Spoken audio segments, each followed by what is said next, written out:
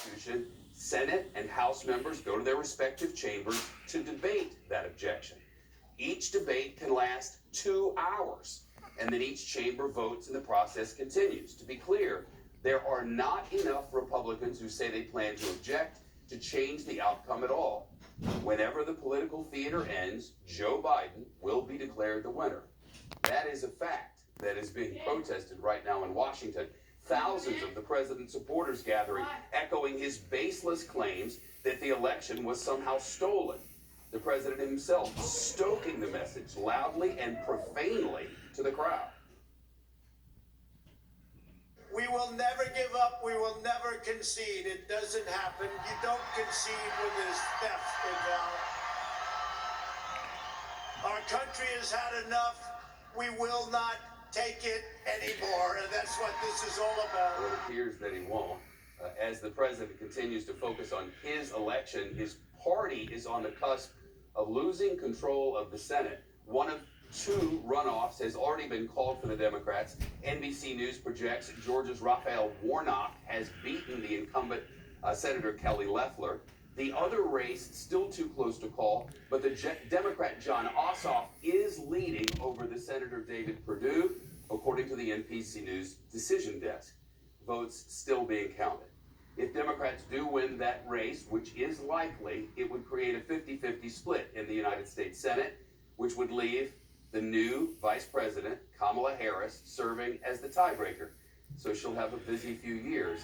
That would give Democrats control of the White House, both chambers of Congress, and effectively in control of Washington, Kelly. Shep, stay right there because we just got some breaking news from the Vice President himself, Mike Pence. Let's get right to Eamon Javers. We'd love you to stay right there. Shep will come right back to you. Eamon, what can you tell us?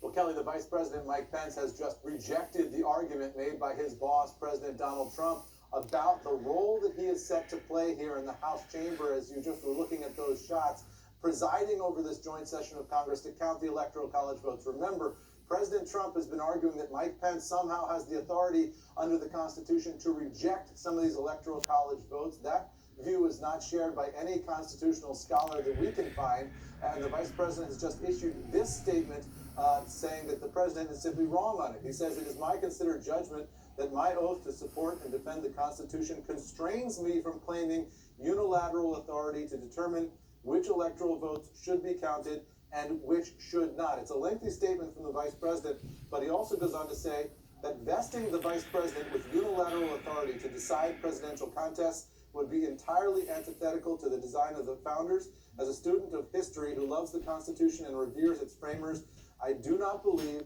that the founders of our country intended to invest the Vice President with unilateral authority to decide which electoral votes should be counted during the joint session of Congress. So there is the Vice President laying out his plan to serve in the ceremonial and formal role that we've seen Vice Presidents serve in throughout the history of this country here, and not to do what the President has urged him to do as recently as within the past hour, which is to reject some of those Electoral College votes. So a substantial break here politically between Mike Pence and Donald Trump. But under the Constitution and the law, there simply was no other course of action for the Vice President here. Kelly, back over to you.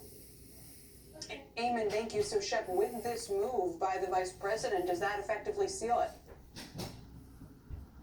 Well, it should. I mean, it was sealed long ago, actually. All of this is formality and political theater, and the president continues to rile up the crowd. I was listening to him on another station just a minute ago, and the level of vitriol is still it's up there with Bitcoin. I'm telling you, it's profane. He's cursing. He's blaming. He's pretending there was a steal of the election. And there is a group in America who believes the election was stolen, despite the fact that it wasn't. And, you know, I've heard Republican after Republican say, you know, he's going to burn down the house on the way out the door. And it appears at least that that's what he's doing today. Whether this is a setup for something that comes after remains to be seen. But on the 20th of this month, there's a new president. He's out. Yeah, and the Vice President again saying he disagrees with those who think electoral votes should never be challenged by Congress. but such disputes should be resolved by elected lawmakers. A fine line he's had to walk this entire time between what his boss is pressing for and what he believes his duty is. Shep, we appreciate it very, very much. Thank you.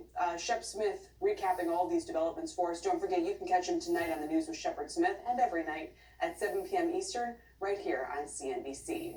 Let's dive a little deeper now into the looming